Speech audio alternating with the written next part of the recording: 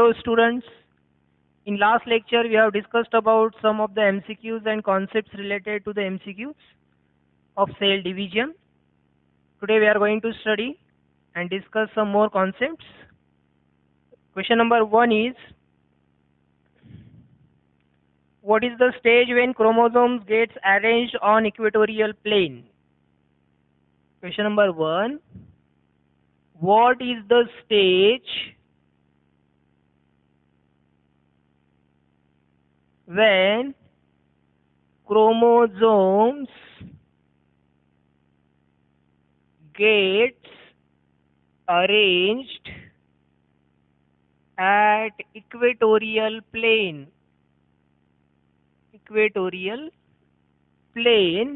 of the cell. So आपको पूछा गया है कि कौन सा स्टेज होता है जहां पर the chromosomes which are present inside a dividing cell gets arranged during karyokinesis at equatorial plane. वो सिंपल क्वेश्चन है. हमें पता है कि प्रोफेज में जो क्रोमोसोम्स है वो कंडेंस होते हैं, क्रोमोसोम्स क्रोमैटिन मटेरियल कंडेंस होके क्रोमोसोम्स की तरह दिखते हैं, और मेटाफेज में वो क्या होते हैं, इक्वेटोरियल प्लेन पे अरेंज होते हैं. ठीक है. The options given is prophase, metaphase, anaphase, telophase.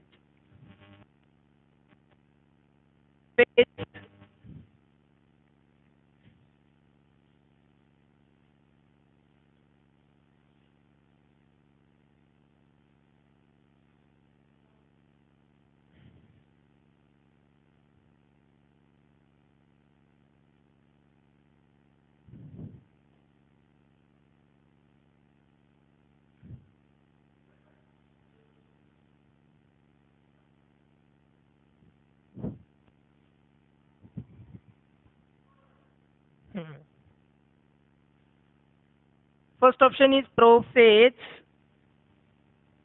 metaphase, anaphase. Last one is telophase. ठीक है.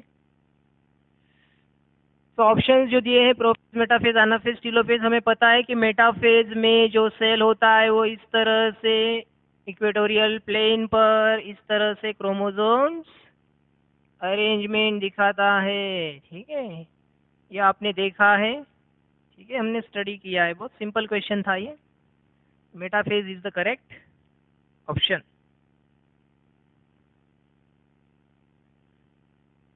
चलो ठीक है. Next is question number second. In mitosis telophase indicates. Mitosis में टेलोफेज क्या इंडिकेट करता है? ठीक है. Question number second. In mitosis telophase indicates. What does it indicate? Mitosis क्या इंडिकेट करता है in telophase? First stage of mitosis,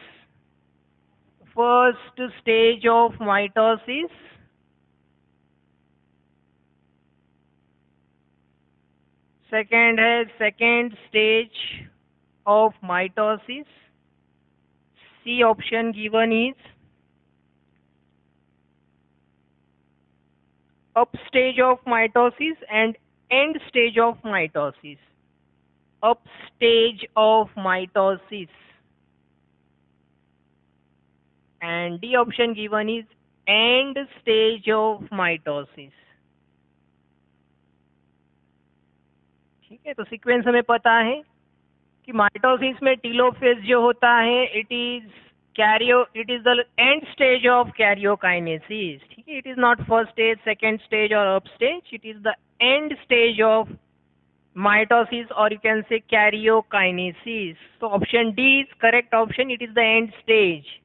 and stage क्यों बोला है? क्योंकि पहले पी होता है prophase, metaphase, anaphase, telophase.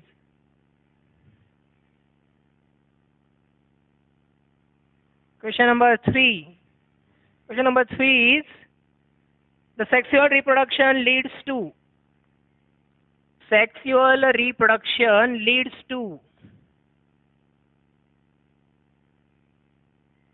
Sexual reproduction से क्या होता है? इसमें से क्या होता है जो सेक्सुअल रिप्रोडक्शन से होता है? Options given are apomixis, parthenogenesis, polyploidy and recombination. Options given is recombination, apomixis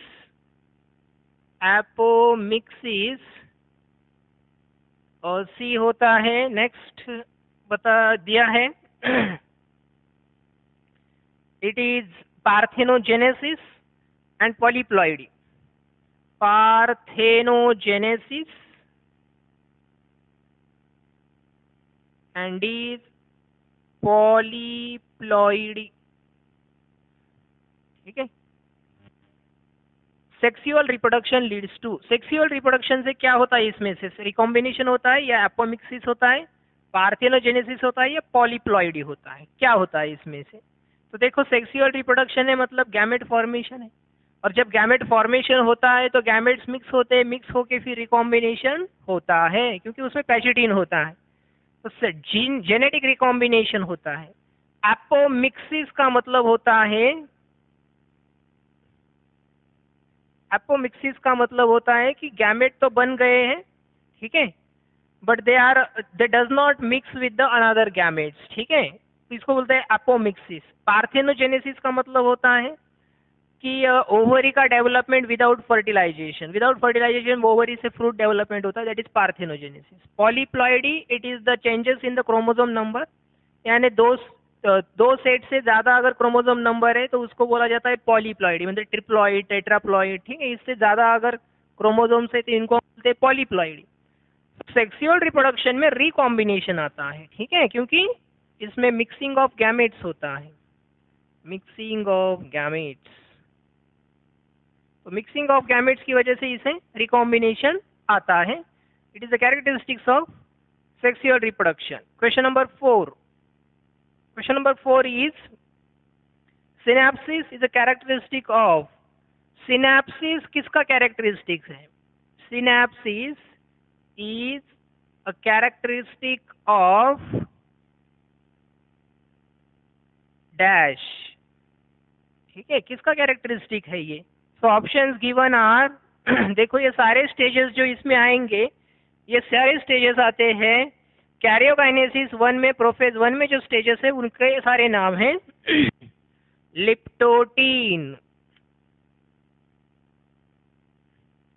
second is zygotene, C is pachytene and diplotene, pachytene and is diplotene.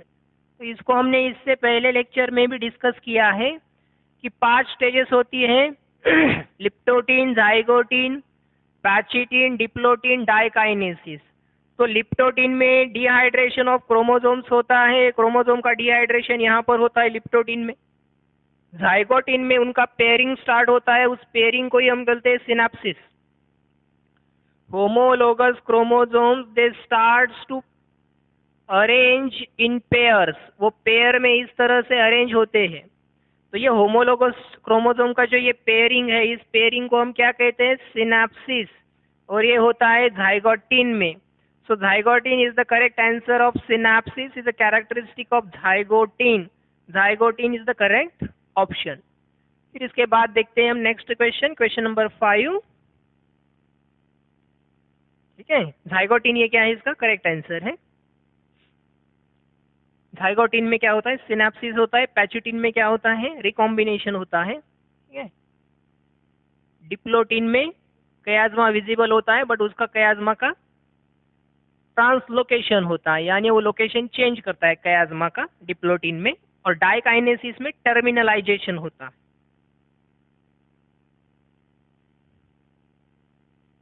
Question number 5. Question number 5 is meiosis takes place in. Meiosis कौन से sales में होता है? ये पहले भी लिया है हमने क्वेश्चन. नेक्स्ट क्वेश्चन लेते हैं. The bivalent move to opposite poles at. जो बाइवैलेंट है, जो बाइवैलेंट बन चुके हैं, वो अपोजिट पोल्स में मूव करते हैं, तो कौन सी स्टेज में करते हैं?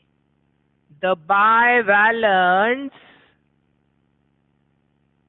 moves to opposite poles at, कौन सी स्टेज होती है जब बायवैलेंट्स अपोजिट पोल में मूव करते हैं? तो प्रोफेज, मेटाफेज, एनाफेज और डी है टीलोफेज। तो इसमें से हमें ढूंढना है कि कौन सा फेज होता है जब बायवैलेंट्स अपोजिट पोल्स में मूव करेंगे। तो अपोजिट पोल्स में जब बायवैलेंट्स मूव करते हैं या क्रोमोसोम्स भी मूव करते हैं तो वो होता है एनाफेज स्टेज। देखो मेटाफेज में मिड लाइन में आते हैं, क्रोमोसोम्स मिड लाइन में आते हैं और मिड लाइन में आने के बाद उसका कॉन्ट्रैक्शन होता है कॉन्ट्रैक्टाइल फाइबर्स का, एस्ट्रल रेस का, या उसको ही हम बोलते हैं स्पिंडल फाइबर्स। स्पिंडल फाइबर जब खींचे जाते हैं तो वो क्या करते हैं, जो टेट्राड बने या बायवैलेंट बने हैं उसको खींचते हैं। खींचने की वजह से क्या होता है, उसका movement to the opposite poles होता है, यानी अपोजिट पोल्स में वो मूव करते हैं। ठीक है, जैसे कि ये सेल है, सेल के अंदर यहाँ पर क्रोमोसोम्स है। ठीक है, ये बायवैलेंट जब मूव करेंगे तो इस तरह से मूव करेंगे, इस तरह से मूव करेंगे। ठीक है, तो ये पोल्स की तरफ जो मूव करते हैं तो ये कौन से स्टेज में होता है? ये होता है एनाफेज में। So anaphase is the correct option. Anaphase is the correct option for this question. The bivalence moves to the opposite poles at anaphase. Question number 6. Next question is, bivalents are formed during, कौन सी stage में बायवैलेंट form होते हैं? ठीक है, वो कौन सा स्टेज होता है जिस स्टेज में बायवैलेंट फॉर्म होते हैं? So bivalents are formed during leptotene, zygotene, pachytene, diplotene. कौन सी स्टेज है जिसमें बायवैलेंट्स बनते हैं, ऐसा पूछा गया है। देखो बायवैलेंट होता क्या है एक्चुअली, तो बायवैलेंट का मतलब होता है कि जब भी सेल का जो डीएनए है वो डीएनए डुप्लीकेट होता है और डुप्लीकेट होने के बाद जो क्रोमोसोम्स है वो क्रोमोसोम्स हमें डुप्लीकेटेड फॉर्म में, मतलब इस फॉर्म में दिखते हैं, तो इसको कहा जाता है bivalent. Why? Because it has 2 sets of chromatids, 2 chromatid के सेट्स होते हैं इसमें, उसको कहा जाता है बायवैलेंट। मतलब कि इस तरह से जो है ये एक बायवैलेंट है। ठीक है, या एक इस क्रोमोसोम को हम इस तरह से भी दिखा सकते हैं, ये डुप्लीकेटिंग क्रोमोसोम है। इस तरह का डुप्लीकेटिंग क्रोमोसोम अगर है तो ये बायवैलेंट क्रोमोसोम है। ठीक है, तो इस तरह से बायवैलेंट कौन से स्टेज में बनता है? तो बायवैलेंट एक्चुअली प्रोफेज में कंडेंसेशन होता है, ये प्रोफेज का स्टेज है। इसमें हमें झाइगोटिन में बायवैलेंट नजर आते हैं। ठीक है, झाइगोटिन स्टेज में इस तरह से स्ट्रक्चर्स नजर आते हैं, फिर इसमें सिनेप्सिस होता है, सिनेप्सिस होने के बाद पैचिटिन यानी रिकॉम्बिनेशन होता है। So it is zygotene at which the bivalents are formed. Zygote is the second stage in the prophase 1. Prophase 1 में 5 stages होती है, leptotene, zygotene, pachytene, diplotene, diakinesis. ठीक है, तो इसमें से झाइगोटीन स्टेज में क्या होता है, ये बायवैलेंट बनता है। Next question is question number 7.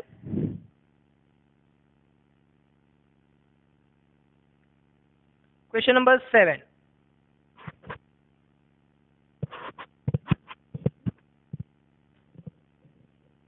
Chiasma formation occurs during, chiasma formation कब फॉर्म होता है?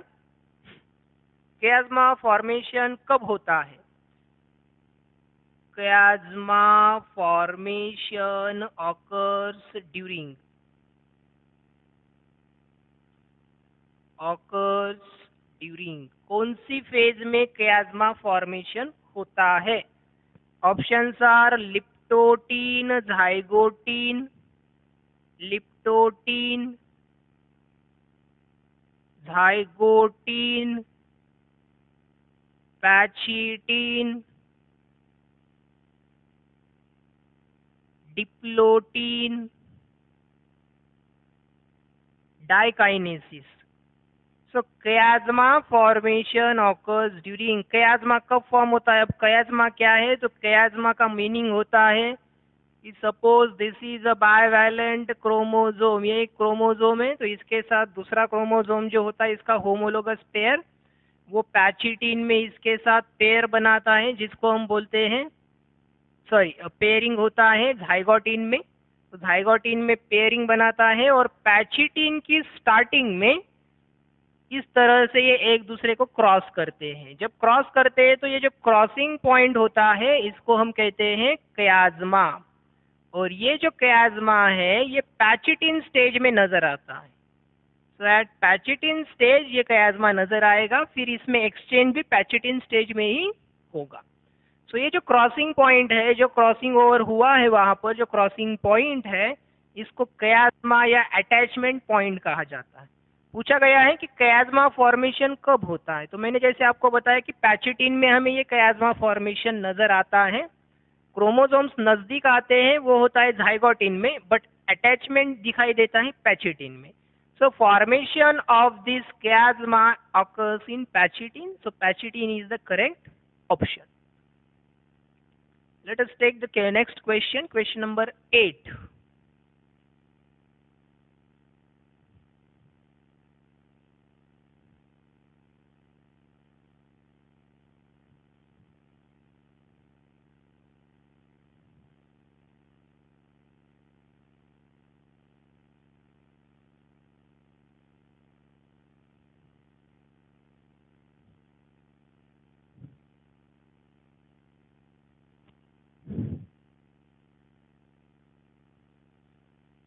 Question number 8.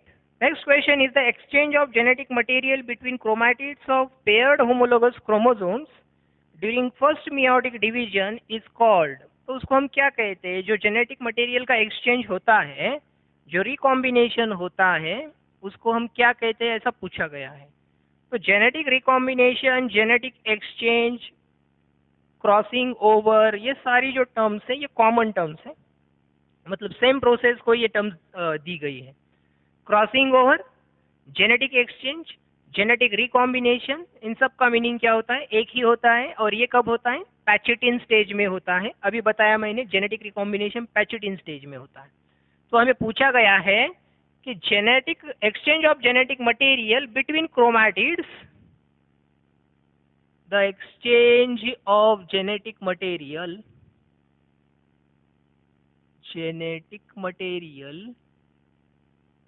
between chromatids of homologous chromosomes,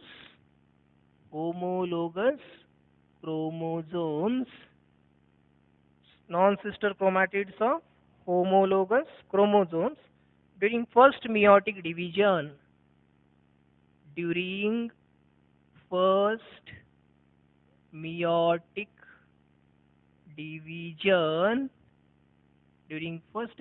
division is, options दिए गए हैं हमें, chiasmata, crossing over, synapsis, transformation. Is chiasmata, crossing over, C option given is C option is synapsis and transformation. Synapsis, और D option दिया है transformation. ठीक है, exchange of genetic material को क्या कहते हैं? Crossing over. सीधा आंसर है क्रॉसिंग ओवर। क्या? कयाज्मेटा अटैचमेंट को कहते हैं, सिनेप्सिस पेयरिंग को कहते हैं। ट्रांसफॉर्मेशन का मीनिंग होता है कि एक ऑर्गेनिज्म है, उसके जीन्स में कुछ चेंजेस आते हैं तो वो ट्रांसफॉर्म हो जाता है, that is transformation of genetic material. Genetic material change हो जाता है या उसमें कुछ ट्रांसफॉर्मेशन आते हैं या ऑर्गेनिज्म में चेंजेस आते हैं। But exchange of genetic material का मीनिंग क्या होता है? क्रॉसिंग ओवर, जो कि क्रोमैटिड्स में होता है, होमोलोगस क्रोमोसोम्स की नॉन सिस्टर क्रोमैटिड्स में ये होता है। क्वेश्चन नंबर 8 का सही आंसर है option B, crossing over.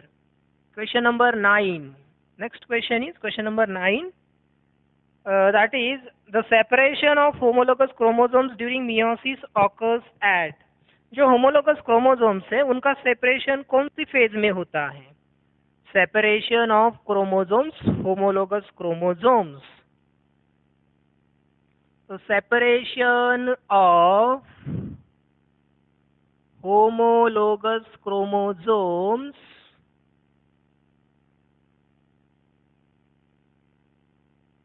at meiosis 1, homologous chromosome during meiosis, it occurs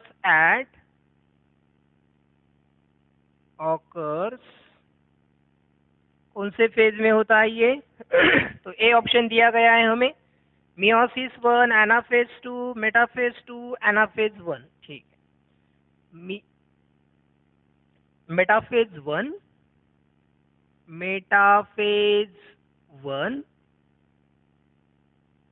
second option given is anaphase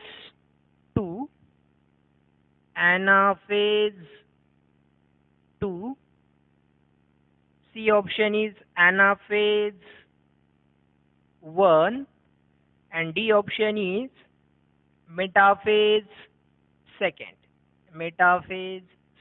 ठीक है, तो देखते हैं हम कि क्या होता है separation of chromosomes, homologous chromosomes meiosis में। ठीक, अब देखो मियोसिस दो फेजेस में होती है कि मियोसिस 1 और मियोसिस 2 ऐसे दो फेजेस होती है, meiosis 1, meiosis second. Meiosis 1 occurs in again two phases, karyokinesis 1 and cytokinesis 1। तो हमेशा ध्यान में रखना है कि होमोलोगस क्रोमोसोम्स का जो पेयरिंग है वो ड्यूरिंग मियोसिस 1 होता है। होमोलोगस क्रोमोसोम्स का पेयरिंग ड्यूरिंग मियोसिस 1 होता है, और मियोसिस 1 में जब पेयरिंग होगा तो मियोसिस 1 के कैरियोकाइनेसिस 1 में जो जाइगोटिन होता है, ठीक है, पहला होता है जाइगोटिन, फिर उसके बाद होता है लिप्टोटिन जाइगोटिन। ठीक है, पहला लिप्टोटिन फिर जाइगोटिन होता है प्रोफेज 1 में। तो लिप्टोटिन में कंडेंसेशन ऑफ क्रोमोसोम्स होता है, फिर जाइगोटिन में पेयरिंग ऑफ होमोलोगस क्रोमोसोम होता है जिसको हम सिनेप्सिस कहते हैं। ठीक है, उसके बाद पैचिटिन में कियास्मा फॉर्मेशन एंड रिकॉम्बिनेशन होता है, यानी क्रॉसिंग ओवर होता है। क्रॉसिंग ओवर होने के बाद वो जो क्रोमोसोम्स हैं वो अभी सेपरेट हो जाते हैं, तो एनाफेज में उनका सेपरेशन होता है। होमोलोगस क्रोमोसोम्स एनाफेज में क्या करेंगे? सेपरेट करेंगे, वो सेपरेट हो जाएंगे एनाफेज स्टेज में। बट वो एनाफेज किसका होता है? मियोसिस 1 के कैरियोकाइनेसिस 1 में प्रोफेज 1 में होता है वो। सो it is anaphase 1। So answer is anaphase 1, जिसमें होमोलोगस क्रोमोसोम्स क्या करते हैं? सेपरेट करते हैं। ठीक है, इसको हम डायग्राम की हेल्प से समझते हैं। सेपरेशन ऑफ होमोलोगस क्रोमोसोम तो डेफिनेटली कैरियोकाइनेसिस 1 में ही होगा, मियोसिस 1 में होगा। ठीक है,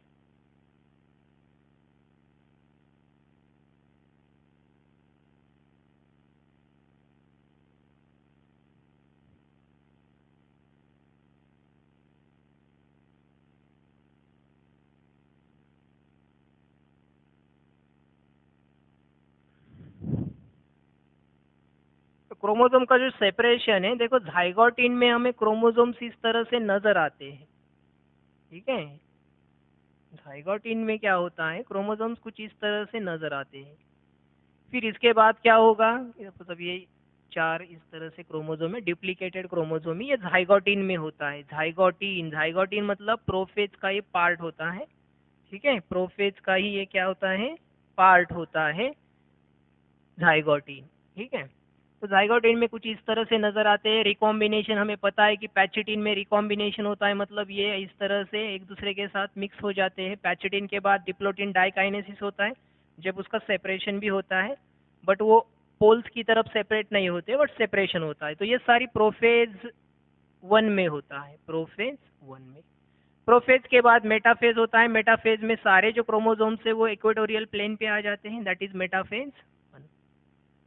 अब मेटाफेज वन के बाद आता है telophase 1, sorry anaphase 1। Anaphase 1, anaphase 1 में क्या होता है कि जो क्रोमोसोम्स इस इक्वेटोरियल प्लेन पे आए थे उसमें से जो क्रोमोसोम का एक पेयर है, पेयर में से एक जो कंपोनेंट है वो इस तरफ जाएगा और दूसरा कंपोनेंट इस तरफ आएगा। दूसरे क्रोमोसोम्स में भी एक कंपोनेंट इस तरफ जाएगा, दूसरा कंपोनेंट इस तरफ आएगा। That means it is separation of homologous chromosome which occurs at anaphase 1. So anaphase 1 is the phase where separation of chromosomes, homologous chromosomes occurs in meiosis 1. ठीक है, तो meiosis में anaphase 1 होता है जब separation of chromosome होता है। तो anaphase जो 2 होता है, ठीक है, anaphase 2 में भी separation होता है बट वो क्रोमोसोम का नहीं होता है, होमोलोगस क्रोमोसोम का नहीं होता है। तो क्रोमोसोम में जो क्रोमैटिड्स है उसका सेपरेशन होता है। ठीक है, तो ये दो जो डिफरेंस है, ये डिफरेंस हमें पता होना चाहिए कि 1 में क्रोमोसोम का सेपरेशन होता है, होमोलोगस क्रोमोसोम का, और एनाफेज 2 में the chromatids of the chromosome are separated. ठीक है, क्रोमैटिड्स मतलब उसमें जो क्रोमैटिड्स मतलब जो थ्रेड्स लगे हैं वो थ्रेड्स का सेपरेशन होता है सेंट्रोमियर से। सेंट्रोमियर सेपरेट होता है, यहाँ पर सेंट्रोमियर सेपरेशन नहीं होता है, यहाँ पर डायरेक्टली क्रोमोसोम ही क्या होता है, ट्रांसफर हो जाता है पोल्स की तरफ। तो दो क्रोमोसोम होंगे, दो क्रोमोसोम होमोलोगस क्रोमोसोम, एक ऊपर एक नीचे चला जाएगा। ठीक है, एक ऊपर के पोल में एक नीचे की पोल की तरफ चला जाएगा ड्यूरिंग एनाफेज फर्स्ट। ठीक है, so this is concept. Next question number 10। Question number 10 given is the crossing over in a diploid organism is responsible for। Crossing over किस लिए रिस्पॉन्सिबल होता है डिप्लॉयड ऑर्गेनिज्म में? Crossing over in a diploid organism, crossing over in a diploid organism is responsible for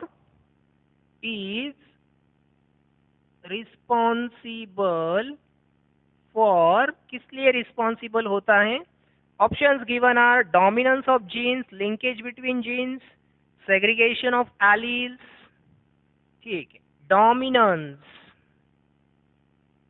of genes, B option is segregation of alleles, segregation of alleles.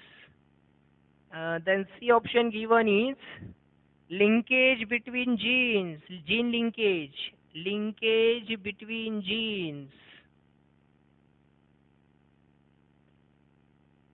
and D option given is recombination of linked genes. ठीक है, recombination of linked genes, जो linked genes है इनमें recombination होता है। तो the crossing over in a diploid organism is responsible for what? तो जो crossing over होता है एक diploid organism में, उससे क्या होता है? डोमिनेंस ऑफ जीन्स होता है क्या? तो डोमिनेंस ऑफ जीन्स और क्रॉसिंग ओवर का कोई से रिलेशन नहीं है, क्योंकि क्रॉसिंग ओवर होने से डोमिनेंस नहीं हो सकता है। ऑलरेडी ऑर्गेनिज्म अगर ऑलरेडी जीन्स अगर डोमिनेंट है तो वो डोमिनेंस दिखाते हैं। Segregation of alleles, segregation of alleles जो होता है वो सेग्रीगेशन जो है वो क्रॉसिंग ओवर की वजह से नहीं होता है, तो मियोसिस की वजह से होता है। मियोसिस में क्या होता है? Separation of chromatid, separation of chromatids of the same chromosome होता है, इसलिए सेग्रीगेशन ऑफ एलील्स हो सकता है, वो मियोसिस की वजह से होता है। It is not related with the crossing over. Linkage between genes, gene linkage जो कॉन्सेप्ट है, it also depends on the segregation and combination of the different chromosomes। अलग अलग क्रोमोसोम्स जब कॉम्बिनेशन बनता है तो ही लिंकेज होता है। क्रॉसिंग ओवर होने से लिंकेज नहीं होता है, लिंकेज वैसे भी होता है। Recombination of linked genes, yes, जो लिंक्ड जीन है उनका रिकॉम्बिनेशन होता है, क्योंकि जीन्स जो है वो क्रॉस होते हैं जो ऑर्गेनिजम्स है उनमें पैचिटिन स्टेज में क्या होता है, मियोसिस वन में रिकॉम्बिनेशन या क्रॉसिंग ओवर होता है और उसकी वजह से नए कॉम्बिनेशन यानी रिकॉम्बिनेशन ऑफ जीन्स हो सकता है. So recombination of the linked genes occurs due to crossing over in the diploid organism. So this is correct option. Then question number 11. Question number 11 is the interphase is divided into three main phases. The three main phases are, चलो ये question हम ऐसे orally कर लेते हैं. Simple question है कि interphase में कौन से मेन फेजेस होते हैं. तो इंटरफेज में हमें पता है G1 S and G2 phases होते हैं. G1 S G2. G1 is first gap phase, S is synthetic phase and G2 is the second gap phase. इतने फेजेस होते हैं. ठीक है, G1 S एंड G2 ये फेजेस होते हैं. Next is which of the phase of cell cycle is not a part of interphase. आपको interphase का कौन सा पार्ट नहीं है वो बताना है. Which of the phase of cell cycle is not the part of interphase. Now it is also a very simple question. ठीक है, कौन सा इंटरफेज का पार्ट नहीं है. तो ऑप्शन ए दिया है एस फेज, बी दिया है G1, सी दिया है M फेज और डी दिया है G2 फेज. तो इसमें से आपको पता है एस G1 G2 ये तो किसके फेजेस है, ये पार्ट है इंटरफेज का. But M is not a part of the interphase, it is the separate phase. M is mitotic और मियोटिक फेज जो होता है वो एक सेपरेट फेज है, M phase. So correct option is option C, जो कि इंटरफेस का पार्ट नहीं है, वो है M phase. Next question, question number 12.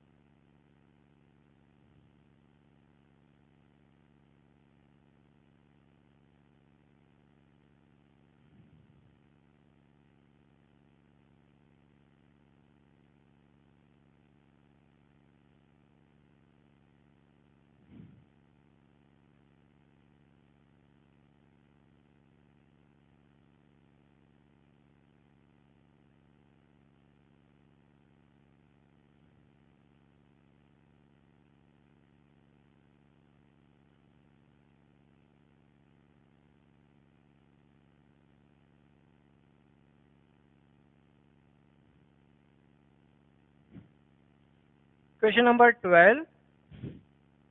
In G1 phase of the cell cycle, what would be the change in DNA content of the cell? G1 में cell के DNA में क्या चेंजेस आते हैं? Question number 12. In G1 stage, किसका stage होता है? G1 interphase का स्टेज होता है. What would be change in DNA content of cell? What would be the change in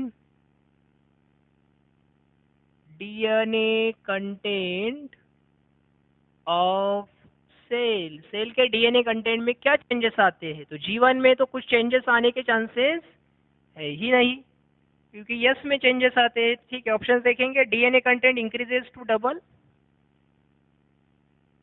DNA content increases to double. DNA content double हो जाता है, ऐसा कहा गया है. Second option given is DNA content gets reduced, DNA content gets reduced. And option C given is fourfold increase of DNA content, fourfold increase of DNA content. fourfold increase होता है DNA content. Option D given is no change in DNA content, no change in DNA content, कोई change नहीं होता है DNA content में। देखते हैं, हम चेक करते हैं। देखो हमने पढ़ा है कि जीवन फेज जो होता है वो फर्स्ट फेज है, फर्स्ट गैप फेज है, और इस फर्स्ट गैप फेज में सिर्फ प्रोटीन्स और आरएनए का सिंथेसिस होता है। Protein and RNA synthesized which are used in the synthetic phase for DNA synthesis. तो डीएनए में तो कोई चेंजेस आएंगे नहीं, क्योंकि प्रोटीन और आरएनए ही चेंज हो रहे हैं। डीएनए में कोई चेंज जीवन में आता नहीं है।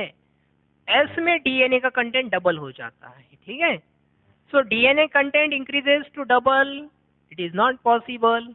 DNA content gets reduced, it is not possible. Fourfold increase of DNA, so it is not possible in G1, so no change in DNA content is the correct option. Question number 13. Next question given is, the cell division seen in somatic cell line is called dash, while in germ cell lines it is called dash. ठीक है, somatic cell में कौन सा division होता है और germ line sales में कौन सा डिवीजन होता है, इसे क्या कहते हैं, इसे पूछा गया है। The cell division seen in somatic cell. The cell division seen in somatic cells and germline cells is respectively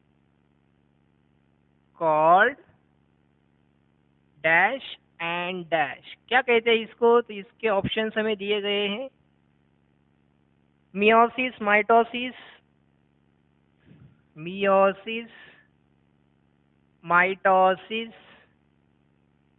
second option given is amitosis, mitosis, amitosis, mitosis.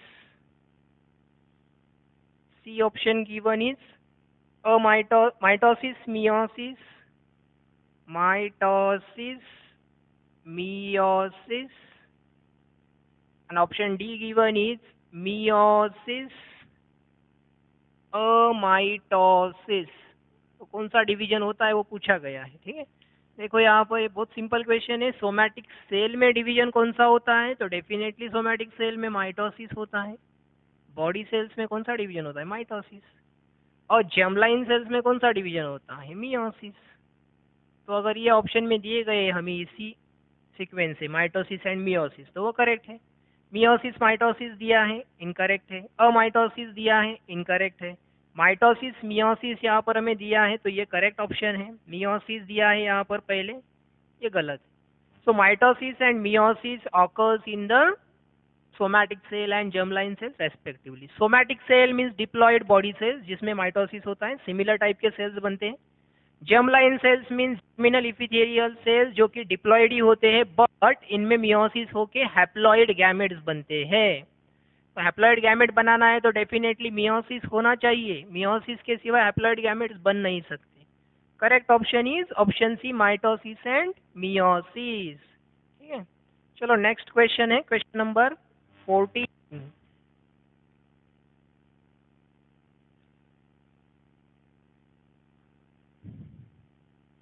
Question number 14 given is,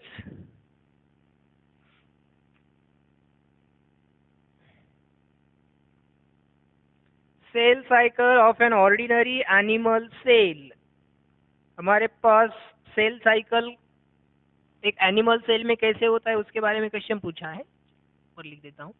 question number 14, cell cycle in ordinary animal cell.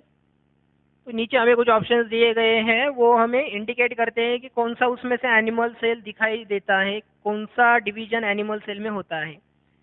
The A option given is 2n, n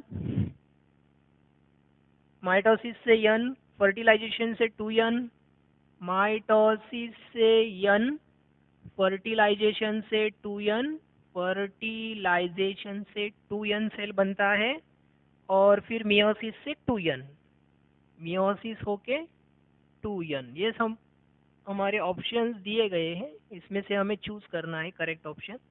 second option given is n mitosis 2n fertilization, n mitosis 2n, अब mitosis 2n, fertilisation से फिर से 2n, और दिया है meiosis 2n। C option given is 2n meiosis, 2n meiosis n, fertilisation 2n, फिर दिया है mitosis 2n, mitosis 2n, mitosis, तो माइटोसिस से 2n बनता है क्या?